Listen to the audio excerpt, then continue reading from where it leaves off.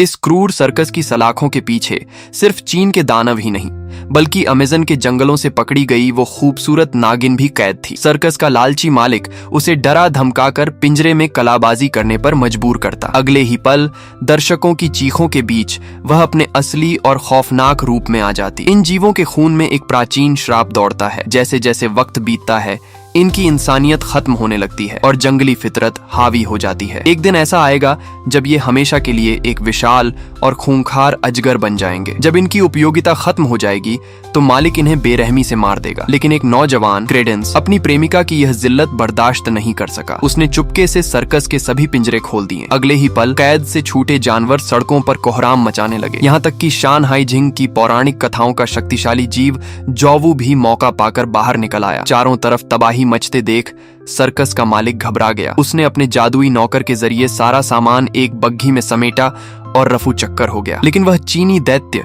जौवू शांत होने वाला नहीं था। जब वह मासूम इंसानों पर हमला करने ही वाला था तभी हॉगवर्ट्स का एक रहस्यमयी जादूगर अवे न्यूटन वहां पहुंचा। उसने अपने जादुई सूटकेस से एक बिल्ली वाला खिलौना निकाला। हैरानी की बात थी कि उस खूंखार जीव की कमजोरी यह मामूली सा खिलौना निकला। एक हाथ से घंटी बजाते हुए और दूसरे से खिलौना हिलाते हुए अव्वे ने धीरे धीरे उस विशाल जीव को सूटकेस की ओर खींच लिया। मौका मिलते ही उसने खिलौना सूटकेस में फेंका और जौवू एक पल में उसके अंदर समा गया। अवे कोई साधारण जादूगर नहीं था। वह महान अल्बस डंबलडोर का शिष्य था। जहां अन्य जादूगर ऊंचे दर्जे के मंत्रों में डूबे रहते, अवे को सिर्फ जादुई जीव विज्ञानी बनने में दिलचस्पी थी। उसके सूटकेस के भीतर एक पूरी जादुई दुनिया थी जहां बादलों में उड़ने वाले पक्षी और टहनियों जैसे दिखने वाले जीव एक साथ रहते थे। तभी हवा में तैरते एक जादुई दस्ताने ने उसे इशारा किया। अवे ने दस्ताना पकड़ा और पलक झपकते ही एक छत पर पहुंच गया जहां डंबलडोर उसका इंतजार कर रहे थे। खबर बुरी थी। दुनिया का सबसे खतरनाक काला जादूगर ग्रिंडलवाल्ड न्यूयॉर्क की जेल से भाग निकला था। देपू का मकसद साफ था, काले जादूगरों का साम्राज्य खड़ा करना और आम इंसानों मगलू को गुलाम बनाना। इसके लिए उसे उस लड़के की तलाश थी